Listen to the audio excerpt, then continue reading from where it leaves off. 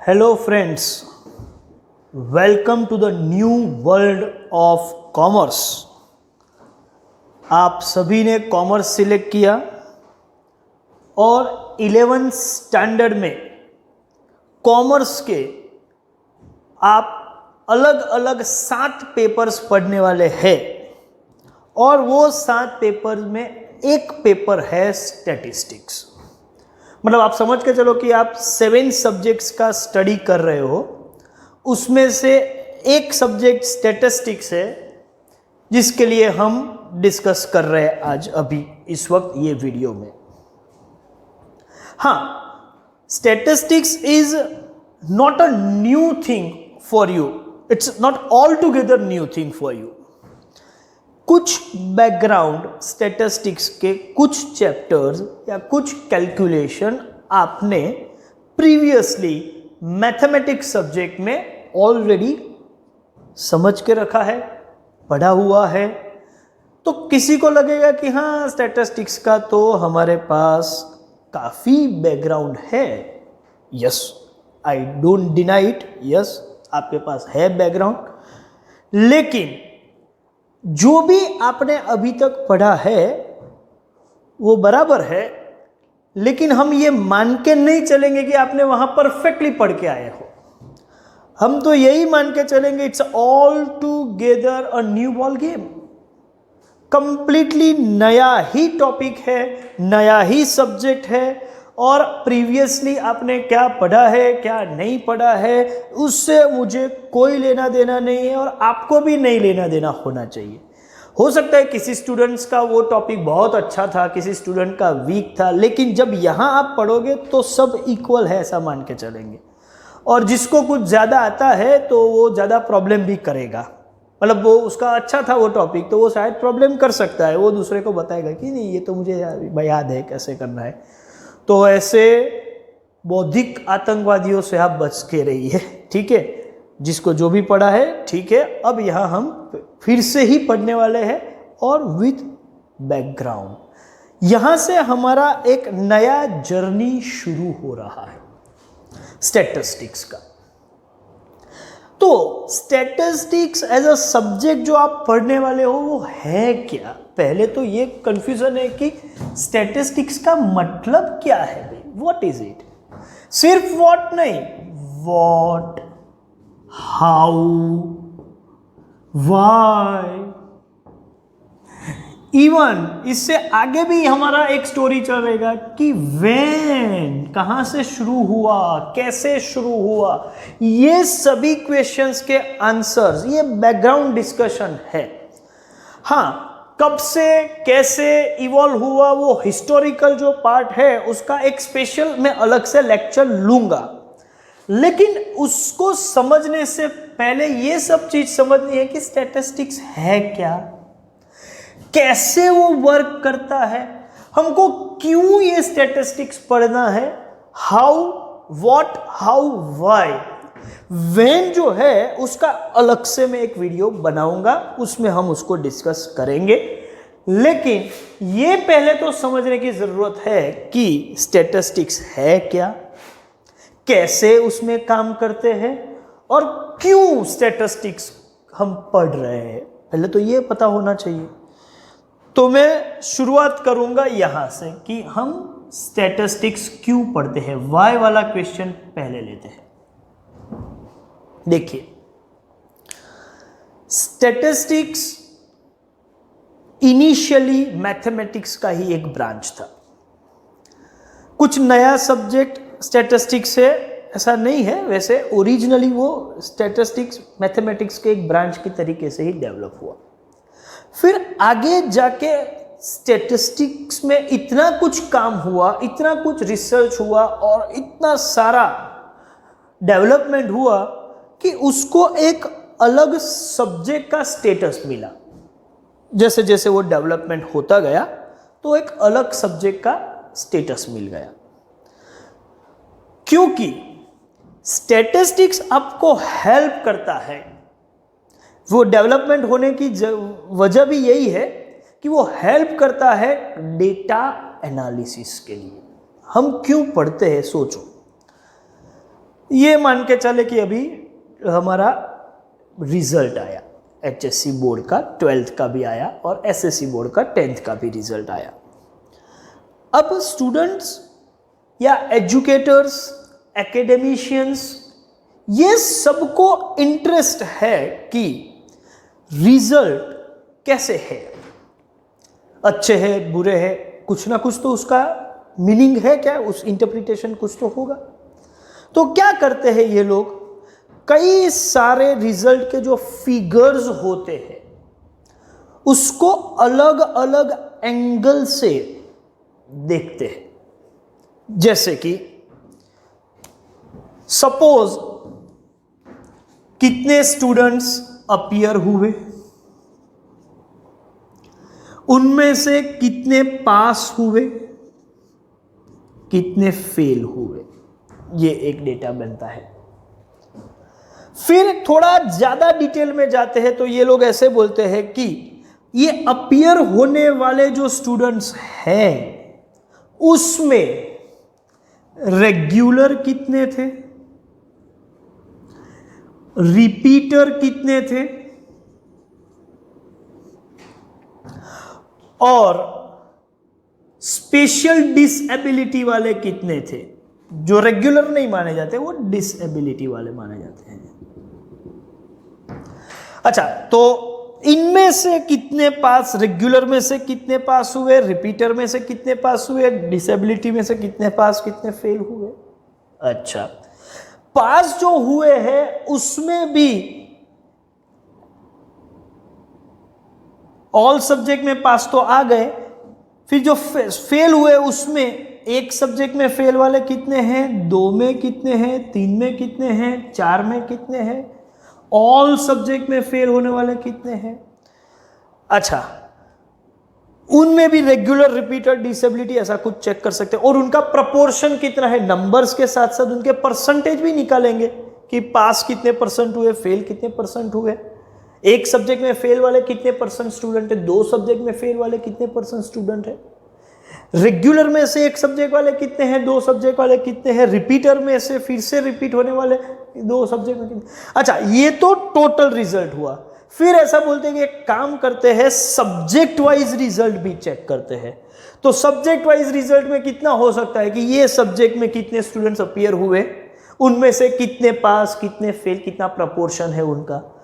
पास हुए उसमें highest mark कितने हैं, लोएस्ट मार्क वाले लोएस्ट कितने हैं, हाईएस्ट मार्क वाले ये हाईएस्ट मार्क है, वो हाईएस्ट मार्क लाने वाले पूरे बोर्ड में कितने स्टूडेंट्स हैं, लोएस्ट मार्क जो है उसमें कितने स्टूडेंट्स हैं, एवरेज मार्क्स हर सब्जेक्ट के कितने हैं, एवरेज भी निकाल के देखेंगे कि ऑन एन एवरेज ये है।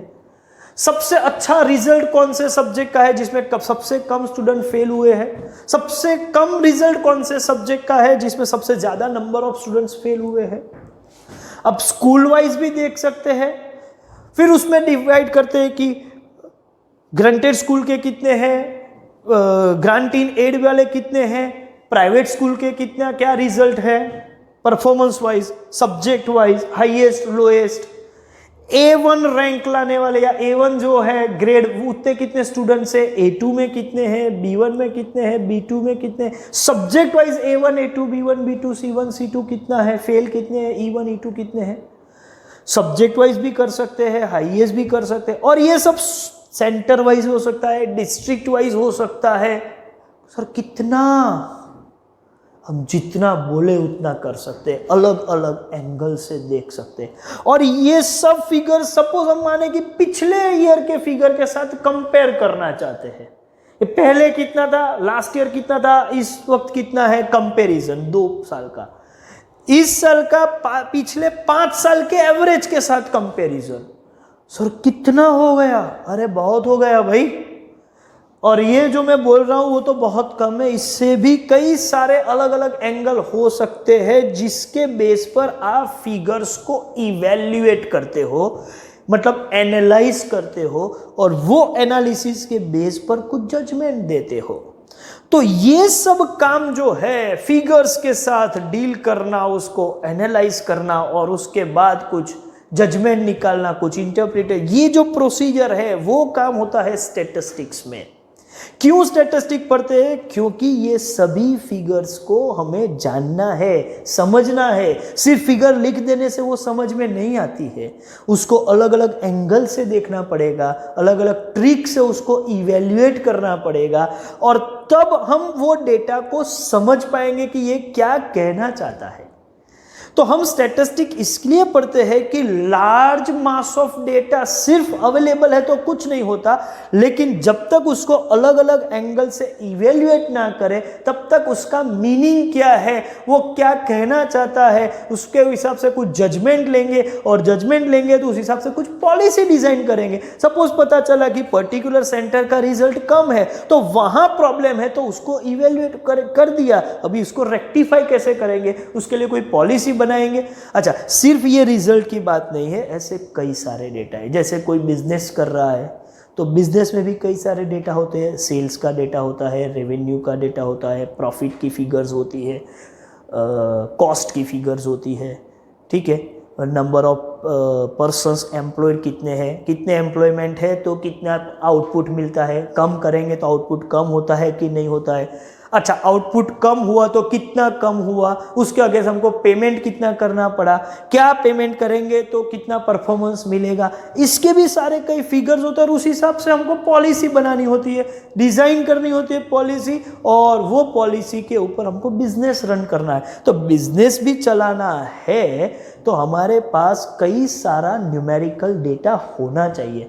आपका प्रॉफिट बढ़ा या कम हुआ, पिछले पीरियड के कंपैरिजन में इस पीरियड का परफॉर्मेंस क्या है, रेवेन्यू बढ़ा है फिर भी प्रॉफिट नहीं बढ़ा, कभी कभी रेवेन्यू नहीं बढ़ा लेकिन प्रॉफिट बढ़ गया, तो क्यों ऐसा हुआ, तो वो पूरा इंसाइट करेंगे फिगर्स में, डेटा में पूरा ध्यान से देखेंगे तो पता चलेगा।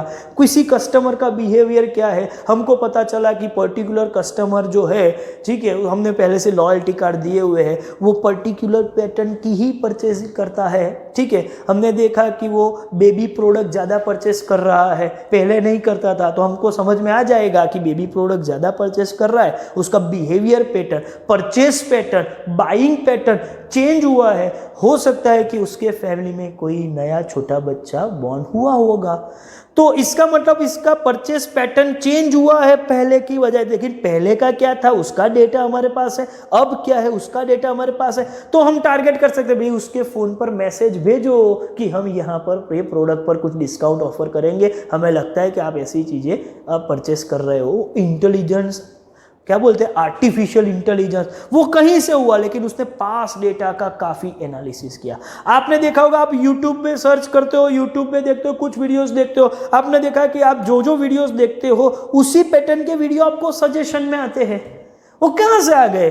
उन्होंने ये आपका व्यू पैटर्न का पूरा डेटा एनालाइज किया हुआ है हर एक बंदे का, और उसके हिसाब से आपको सजेशन देते हैं कि अभी आपका चॉइस जो है, आप ज़्यादातर ये चॉइस का, सपोज आप हिस्ट्री के वीडियोस देखते हो, सपोज आप मूवी देखते हो या कार्टून्स देखते हो, तो आपका जो चॉइस है उसी के सजेशन आपको मिलते हैं। लेकिन उन्होंने इसका पूरा एनालिसिस किया है, पूरे डेटा का एनालिसिस किया है, और ये जो काम है वो स्टैटिस्टिक्स करता है। गवर्नमेंट को पॉलिसी बनानी है, बिजनेस में स्ट्रेटेजी डिजाइन करनी है, ठीक है, बिजनेस को इम्प्रूव करना है, या फिर क्लासरूम परफॉर्मेंस बढ़ाना है, एजुकेशन रिफॉर्म्स लाने हैं, टैक्स स्ट्रक्चर्स बनाने हैं, कितना टैक्स लेंगे तो गवर्नमेंट को कितनी रेवेन्यू होगी, कौन से एरिया में टैक्स ले सकते, कहाँ नहीं ले सकते, ये सब चीज डिटरमाइन कैसे होती है, डेटा का एनालिसिस करके। और ये एनालिसिस करने के लिए हमें यूजफुल है हमारा ये सब्जेक्ट स्टैटिस्टिक्स।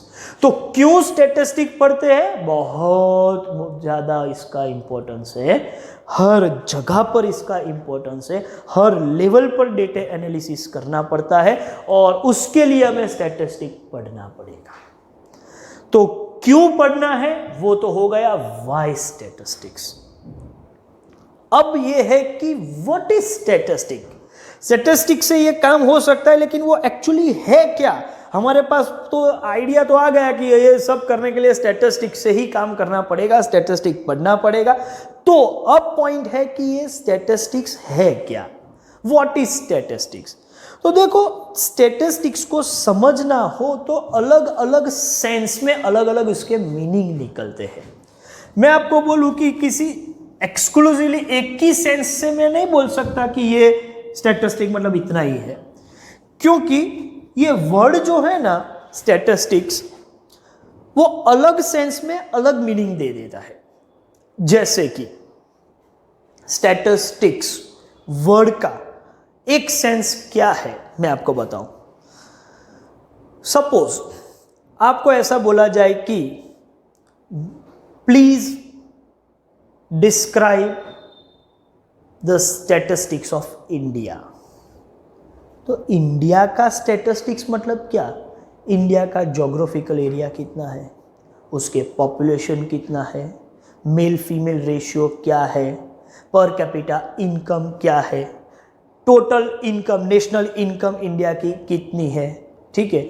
इंडिया का जो ज्योग्राफिकल एरिया है उसमें लैंड एरिया, लैंड बाउंड्री कितनी है और सी बाउंड्री कितनी है, ठीक है। ये सब फिगर्स जो है जो डिस्क्राइब करते हैं इंडिया को कि कितने स्टेट्स है, ठीक है, कितने यूनियन टेरिटरी है। ये सभी फिगर्स जो है जो इंडिया को डिस्क्राइब करते हैं उसको बोल सकते हैं these are the statistics about India. हम ऐसा बोले कि पर्टिकुलर कंपनी का इंडस्ट्रियल प्रोडक्शन पिछले 10 साल का ये है, तो हम बोलेंगे कि these are the statistics of particular company, production statistics of particular company, production statistics of XYZ limited. तो उसके पूरे कई सालों के डेटा आपके पास आ जाएंगे, ठीक है।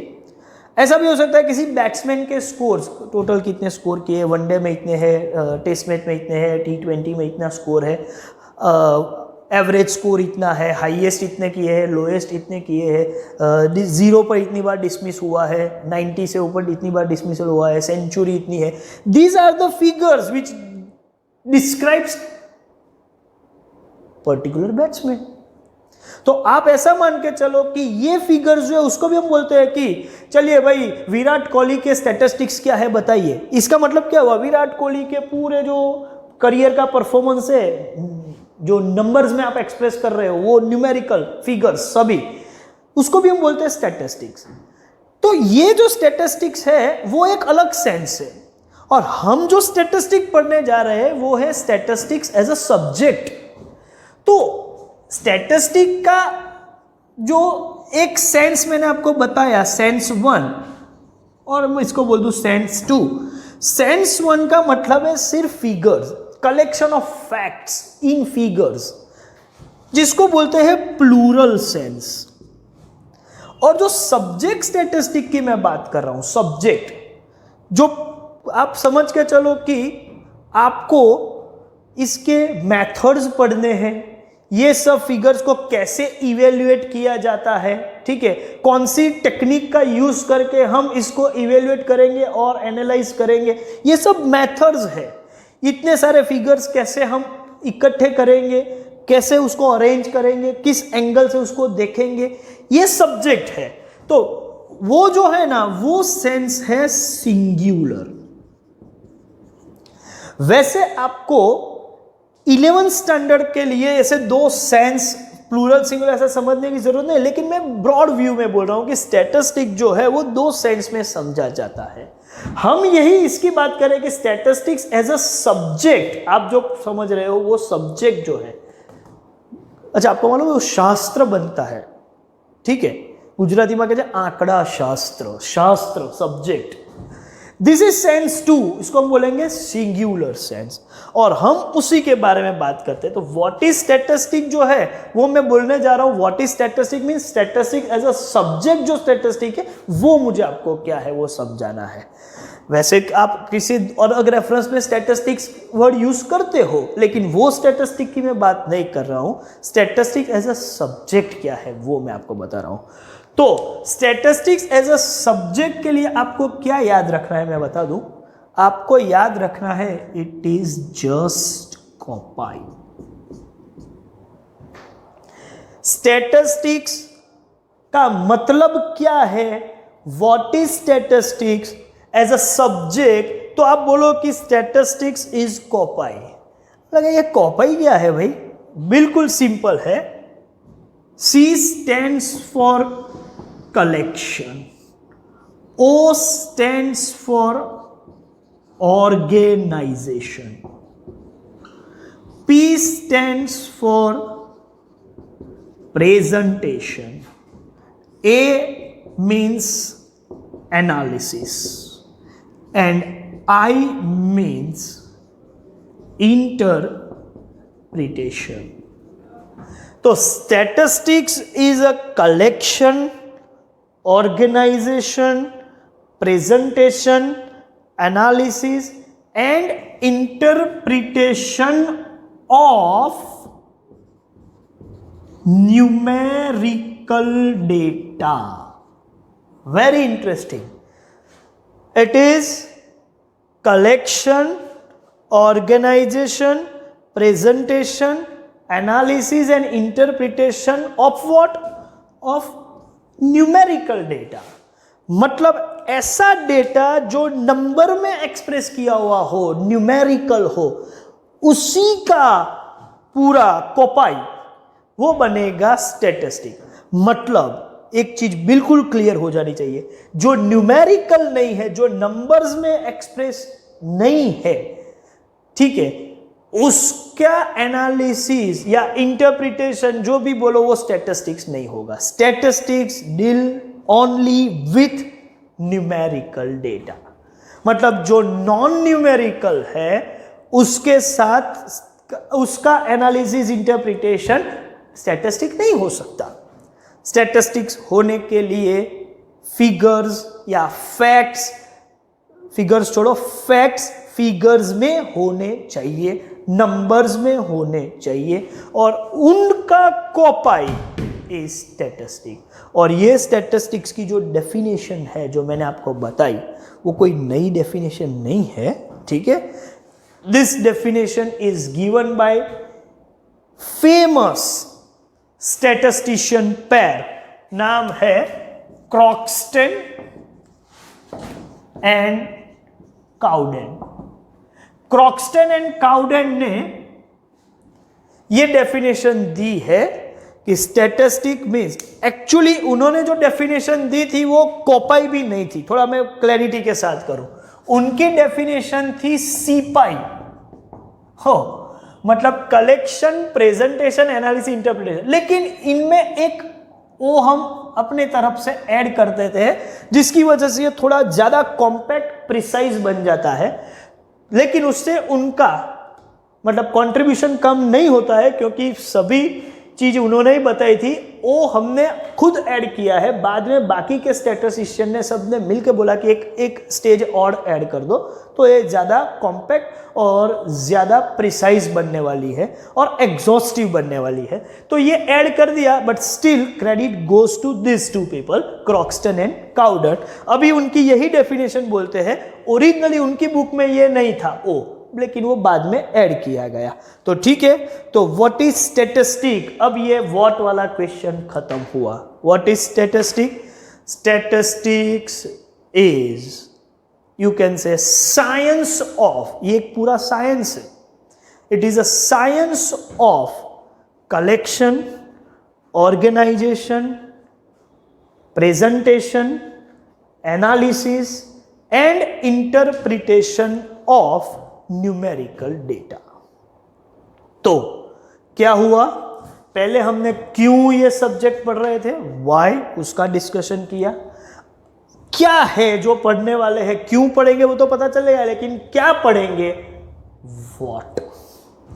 और अब है हाउ, कैसे, क्यों पढ़ेंगे, क्या पढ़ेंगे और अब कैसे पढ़ेंगे। ओके,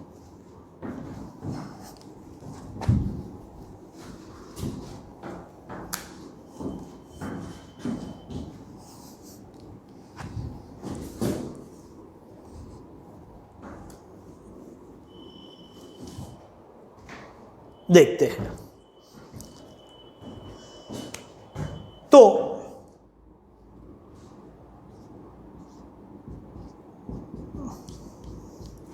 स्टैटिस्टिक्स की यही डेफिनेशन लेके व्हाट का आंसर के साथ साथ हाउ का आंसर भी यहां पर मिल जाएगा आपको।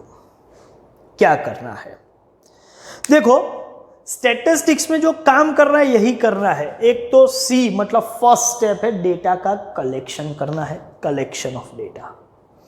ओ means organisation of data, P means presentation, A means analysis and I means interpretation.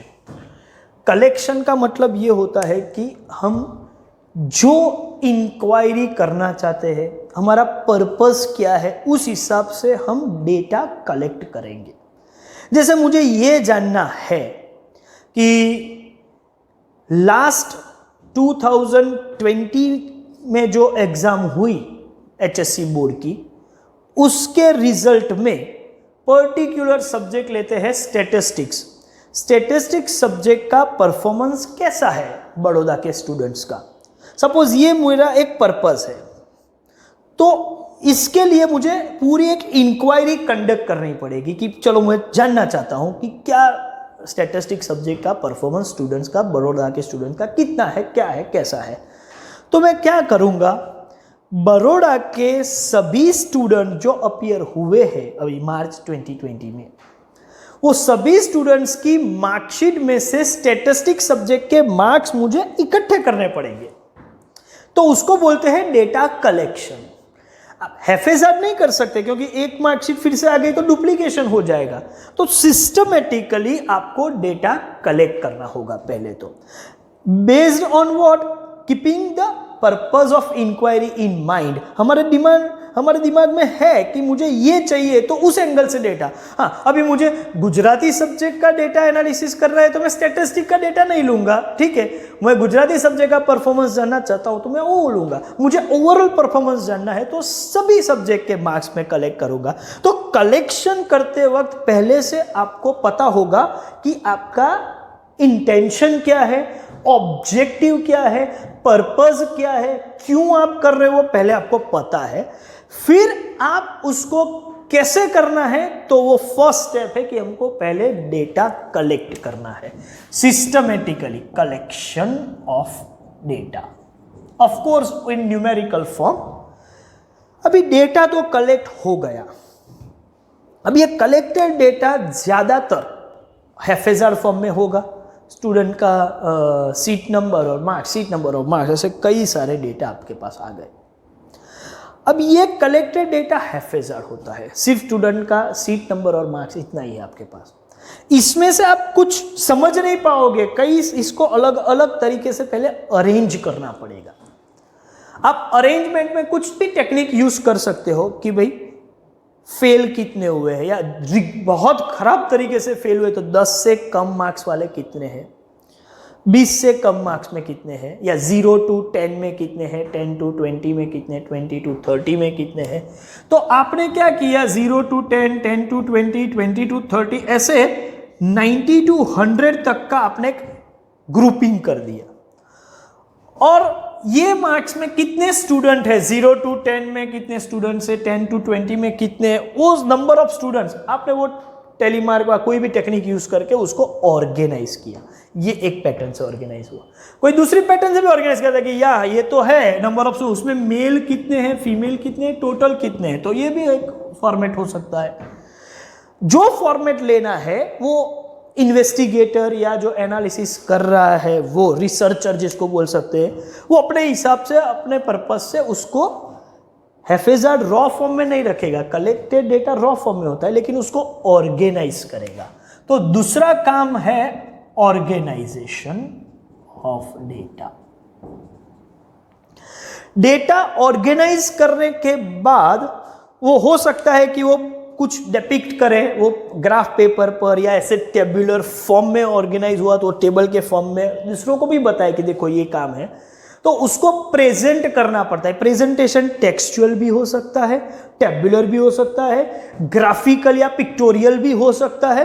वो डिपेंड करता है कि वो कितने में कितने टोटल स्टूडेंट्स हैं, ठीक है। उसमें वो पाई चार्ट भी बना दे, ठीक है, कि ये इतने में इतने ज़्यादा स्टूडेंट, इतने कम है, इसमें ज़्यादा है, ठीक है। जो 0 to 10 का एक है, 10 to 20 का एक है, 20 to 90 to 100 का सिर्फ ये एक है पोर्शन। तो ये पूरा डेटा हो सकता है कि वो पाई चार्ट में प्रेजेंट करे। एनालिसिस के लिए हमारे पास अलग अलग तरीके से वो प्रेजेंट किया होना चाहिए। तो तीसरा काम है हमारा वही डेटा को प्रेजेंट करना, मतलब प्रेजेंटेशन ऑफ डेटा। उसके लिए कौन सा टूल यूज करना है ये पूरा रिसर्चर पर डिपेंड करता है कि वो ग्राफिकली प्रेजेंट करे, डायग्रामेटिकली प्रेजेंट करे, टेबुलर फॉर्म में प्रेजेंट करे, टेक्सचुअल फॉर्म में प्रेजेंट करे, लेकिन कई सारे ऑप्शंस हैं। लेकिन तीसरा स्टेप है वो है प्रेजेंटेशन। अब ये प्रेजेंटेड डेटा अलग अलग एंगल से एनालाइज करेंगे। ये एक एंगल तो है, फिर हमने दूसरा एंगल बनाया मेल फीमेल में कितने हैं, ठीक है। और ऐसा भी कर सकते हैं कि इनमें से प्राइवेट स्कूल वाले कितने हैं, पब्लिक स्कूल वाले कितने हैं, ठीक है, गवर्नमेंट स्कूल वाले कितने हैं, वो भी हम एनालाइज कर सकते हैं। कितने प्रपोर्शन में है वो भी एनालाइज कर सकते हैं। ऑन एन एवरेज कितने मार्क्स है, एवरेज से ज्यादा डिफरेंस वाले कितने हैं, एवरेज से बहुत दूर कितने स्टूडेंट है, बहुत नजदीक कितने स्टूडेंट है, सेंटर में कितने हैं, एक्सट्रीम पे कितने हैं। तो कई सारे ऑप्शन से जो अलग अलग एंगल से आप उसको देखो, उसको इवेल्युएट करो, उसको बोलते हैं एनालिसिस ऑफ डेटा। और एक बार ये सब एनालाइज हो जाएगा तो ये पूरी इंक्वायरी का जो फाइनल आउटकम बोलो या रिजल्ट बोलो, वो क्या है। तो मैं रिसर्च करके इतना बोल सकता हूं कि स्टैटिस्टिक्स सब्जेक्ट का फाइनल परफॉर्मेंस का फाइनल आउटकम ये है कि पब्लिक स्कूल के स्टूडेंट ने थोड़ा कम काम किया है, प्राइवेट स्कूल वालों ने थोड़ा अच्छा काम किया है, एवरेज से ये इतने दूर है। तो ये सब हमको इंटरप्रेट करना पड़ेगा। इंटरप्रेट मतलब कंक्लूजन निकालना पड़ेगा, कंक्लूजन डिराइव करना पड़ेगा, उसको बोलते हैं इंटरप्रिटेशन ऑफ डेटा। एनालिसिस होगा तो ही इंटरप्रेट कर पाओगे आप। तो analysis and interpretation will go in hand to hand, वो एक साथ चल सकते हैं। एनालिसिस हुआ और इंटरप्रिटेशन तुरंत भी कर सकते हैं। तो आपको स्टैटिस्टिक्स का मीनिंग तो पता चला क्यों पढ़ रहे हैं और कैसे पढ़ेंगे। तो इस तरीके से हम पढ़ेंगे कि यही काम करना है तो ये सब काम के लिए क्या क्या टूल्स एंड टेक्निक्स अवेलेबल है। जैसे कि डेटा कलेक्ट कैसे करते हैं, पूरा डेटा कलेक्ट करेंगे या कुछ सैंपल का कलेक्ट करेंगे, कलेक्ट करते वक्त क्या ध्यान में रखेंगे, ठीक है, किस तरीके से कलेक्शन की कौन सी मेथड होगी, डायरेक्टली हम जाएंगे या इनडायरेक्टली जाएंगे, टेलीफोनिक पूछेंगे या हर एक के घर पे जाके या स्कूल पे जाके डेटा लेंगे, मतलब कौन सा डेटा कैसे कलेक्ट करते हैं, कौन सी मेथड से कलेक्ट करते हैं, हर मेथड के कुछ मेरिट्स और डीमेरिट्स होते हैं तो वो क्या है, वो सब हमको जो स्टडी करना है वो है कलेक्शन ऑफ डेटा। और ये आपके 11th स्टैंडर्ड का चैप्टर नंबर 1 है। देखो अभी मैं चैप्टर ही लिख रहा हूं। कैसे पढ़ेंगे तो ये सब चैप्टर में पढ़ेंगे। हाउ, तो फर्स्ट चैप्टर में हम इसके हिसाब से पढ़ेंगे कि डेटा कैसे कलेक्ट करेंगे, कलेक्शन की कौन सी मेथड्स है, कौन सी मेथड कब यूज कर सकते हैं, कौन सी सिचुएशन में, हर मेथड के मेरिट डीमेरिट्स क्या है, ठीक है, अप्लाई करते वक्त क्या ध्यान में रखना है, कितने प्रिकॉशंस लेने हैं। तो ये सब इसका फॉर्मल स्टडी चैप्टर 1 में होगा। उसके बाद डेटा को ऑर्गेनाइज करना है और प्रेजेंट करना है, वो दोनों काम आप चैप्टर नंबर 2 में करोगे। ऑर्गेनाइजेशन एंड प्रेजेंटेशन भी ऐसे ही है जो एक साथ जाएंगे। ऑर्गेनाइज किया तो उसके साथ प्रेजेंटेशन भी होने वाला है, टेबुलर प्रेजेंटेशन तो हो ही जाएगा।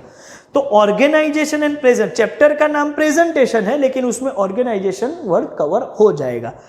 तो कैसे पढ़ने वाले हैं, फर्स्ट चैप्टर में हम सिर्फ डेटा कलेक्शन पढ़ेंगे, सेकेंड चैप्टर में डेटा को कैसे कैसे ऑर्गेनाइज किया जाता है, क्वांटिटेटिव एस्पेक्ट से कैसे, क्वालिटेटिव एस्पेक्ट से कैसे ऑर्गेनाइज किया जाता है, प्रेजेंट करो तो टेबुलर फॉर्म में प्रेजेंट करो तो कितने ऑप्शन है, टेबल भी कितने बन सकते हैं, 2 रो 2 कॉलम के या 2 रो 3 कॉलम के, ठीक है, मतलब number of rose and number of columns के हिसाब से सिंपल टेबल बना रहे हैं या कॉम्प्लेक्स टेबल बना रहे हैं, प्रेजेंट कर रहे हैं तो ग्राफिकल प्रेजेंटेशन भी हो सकता है, डायग्रामेटिक प्रेजेंटेशन भी हो सकता है। डायग्रामेटिक प्रेजेंटेशन हो तो वो 1 डायमेंशनल डायग्राम है या 2 डायमेंशनल, कई सारी चीजें जो मैं आपको पढ़ाने वाला हूं जो अगले चैप्टर में आएंगे, ये सब चैप्टर नंबर 2 में होगा। और इसके बाद एनालिसिस होता है, प्रेजेंटेड डेटा को हम एनालाइज करेंगे और एनालिसिस इंटरप्रिटेशन भी साथ साथ जाने वाले हैं। और एनालिसिस और इंटरप्रिटेशन के चैप्टर्स है 3, 4, 5। तो ये काम हम करेंगे चैप्टर नंबर 3, 4, 5 में। अच्छा, 3, 4 और 5 एनालिसिस और इंटरप्रिटेशन के लिए है। अलग अलग एनालिसिस टूल्स है और हर टूल के बाद उसका इंटरप्रिटेशन कैसे होता है वो सब हम यहाँ पर पढ़ने वाले हैं। अभी सिलेबस आपको पता नहीं है तो मैं बता दूं, शायद किसी ने टेक्स्ट बुक देख ली हो तो भी टोटल 9 चैप्टर है, 1 to 9, जिसमें से ये डेफिनेशन तो सर खत्म हो गई, तो 5 ही चैप्टर हो गए, तो बाकी के 4 कहाँ गए? देखो ऐसा नहीं है, कैसे उसका क्लासिफिकेशन मैं आपको बताऊं। यहां पर 5 चैप्टर तक तो काम हो गया। अब क्या होता है, स्टैटिस्टिक्स जो है, जो मैंने आपको अपनी डेफिनेशन बताई उसमें भी, उसकी भी 2 ब्रांचेस है। एक है डिस्क्रिप्टिव स्टैटिस्टिक्स और एक है इन्फरेंशियल या इंडक्टिव स्टैटिस्टिक्स। लिख भी दूं, डिस्क्रिप्टिव और दूसरा है इंडक्टिव। डिस्क्रिप्टिव स्टैटिस्टिक्स ही हम पढ़ने वाले हैं।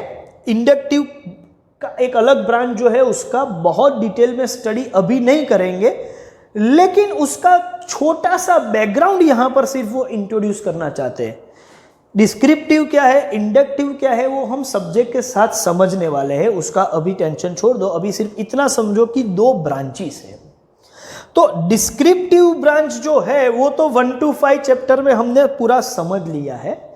इंडक्टिव ब्रांच भी इसी का यही पैटर्न से काम करेगा, लेकिन थोड़ा उसमें एक पॉइंट अलग भी है, वो बाद में देखेंगे। तो ये इंडक्टिव ब्रांच के लिए पूरे ब्रांच तो अभी नहीं पढ़ सकते, क्योंकि जब तक हम डिस्क्रिप्टिव को पूरा समझ ना ले, इंडक्टिव को उतना डिटेल में नहीं समझ, लेकिन उसका सुपरफिशियल टच लेंगे, ऊपर ऊपर से समझेंगे कि ये क्या है, ये ब्रांच में क्या होता है। और वो ब्रांच का एक छोटा सा चैप्टर है और वो है चैप्टर नंबर 7। तो 1 to 5 तो हो गया और चैप्टर नंबर 7 भी हो गया। तो बाकी बचे कौन से? आप बोलोगे 6, 8 और 9। ये जो 6, 8 और 9 है वो प्योरली स्टैटिस्टिक के चैप्टर्स है ही नहीं। एक्चुअली ये तीनों चैप्टर मैथमेटिक्स के हैं। स्टैटिस्टिक्स में मैथमेटिक्स के चैप्टर, यस।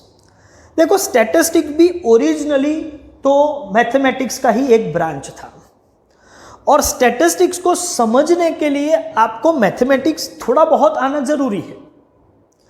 और आप 10th तक जो मैथमेटिक्स पढ़ के आए हो उसके बैकग्राउंड, उस बहुत एक्सपर्ट होने की जरूरत नहीं है, प्लीज टेंशन मत करना। मैथमेटिक्स में आप 10th तक बहुत ही एक्सपर्ट नॉलेज लेके आए हो तो स्टैटिस्टिक आपको समझ में आएगा तभी, ऐसा नहीं है। हाँ, उसका थोड़ा नॉलेज होना चाहिए। बहुत एक्सपर्ट नहीं भी हो तो भी स्टैटिस्टिक्स आप इजीली समझ सकते हो, लेकिन आपके पास जितना मैथमेटिकल बैकग्राउंड है उसके बेस पर आप ये चैप्टर तो समझ लोगे, थोड़ा बहुत इंडक्टिव भी समझ लोगे। लेकिन उसके बाद एनालिसिस इंटरप्रिटेशन के जो 3, 4, 5 में टूल्स थे उसको छोड़ के भी कई सारे एनालिसिस टूल्स है स्टैटिस्टिक्स में, और वो टूल्स पढ़ने के लिए आपको स्टैंडर्ड 12 भी पढ़ना पड़ेगा। और 12th स्टैंडर्ड में आप जो अलग से टूल्स पढ़ने वाले हो इनको छोड़ के, ये तो है ही, उससे आगे, तो उसके लिए थोड़ा एडिशनल मैथमेटिकल बैकग्राउंड होना जरूरी है जो 10 तक आपके पास नहीं था। तो ये 3 ऐसे चैप्टर है जो मैथमेटिक्स के हैं, लेकिन वो यूज होंगे आपको स्टैटिस्टिकल एनालिसिस के लिए। तो फर्दर स्टैटिस्टिकल एनालिसिस टूल्स जो है वो समझने के लिए थोड़ा बहुत एडिशनल मैथमेटिकल बैकग्राउंड होना जरूरी है। और जो अप टू 10th स्टैंडर्ड आपके पास नहीं थे, ऐसे कुछ चैप्टर्स यहाँ आपको पढ़ने पड़ेंगे, वो चैप्टर 6, 8, 9 है। तो समझ के चलो, पूरा सिलेबस मैंने आपको बता दिया। चैप्टर 1 से लेके चैप्टर 5 तक ये डेफिनेशन कवर करेंगे। फिर एक अलग जो ब्रांच है इंडक्टिव, वो चैप्टर 7 में हम कवर करेंगे। और चैप्टर 6, 8 और 9 फर्दर स्टैटिस्टिकल एनालिसिस टूल्स पढ़ने के लिए हम बैकग्राउंड बनाएंगे, जिसका यूज हम करेंगे नेक्स्ट ईयर, मतलब 12th स्टैंडर्ड के स्टैटिस्टिक पढ़ने के लिए। तो ये मेरा फर्स्ट जो वीडियो लेक्चर है वो पूरे सब्जेक्ट का डिस्क्रिप्शन के लिए है।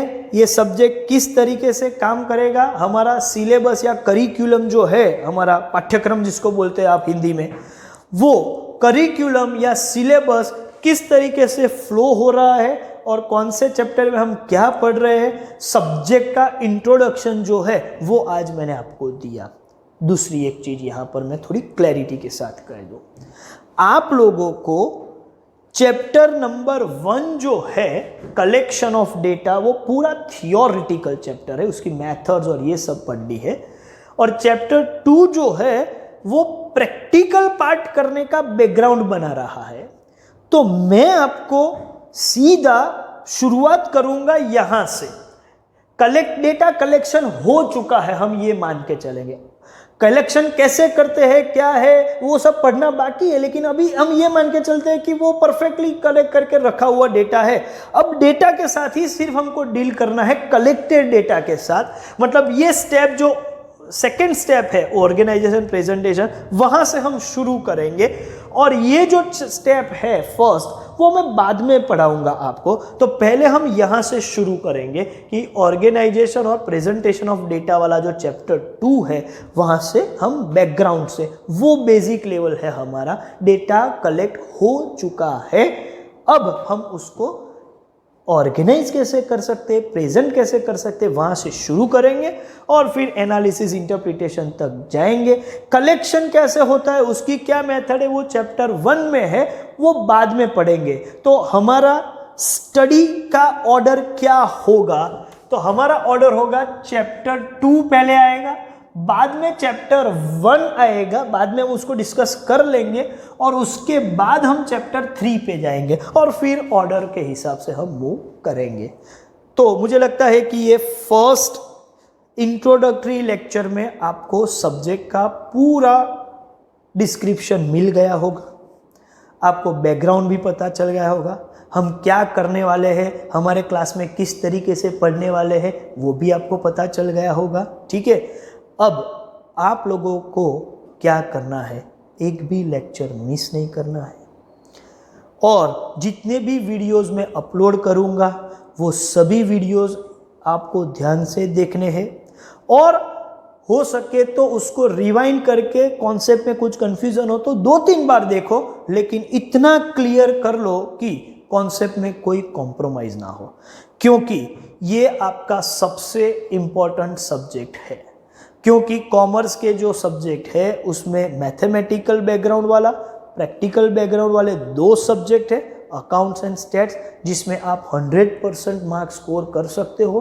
तो इसमें कोई कॉम्प्रोमाइज़ मत करना और मैं जो भी पढ़ाऊंगा पूरे बैकग्राउंड के साथ डिटेल डिस्कस करूंगा।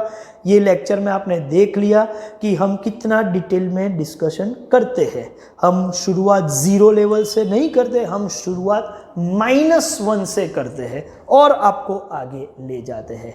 तो यही पैटर्न चलती रहेगी। चलिए मिलेंगे नेक्स्ट वीडियो लेक्चर में। Thank you very much.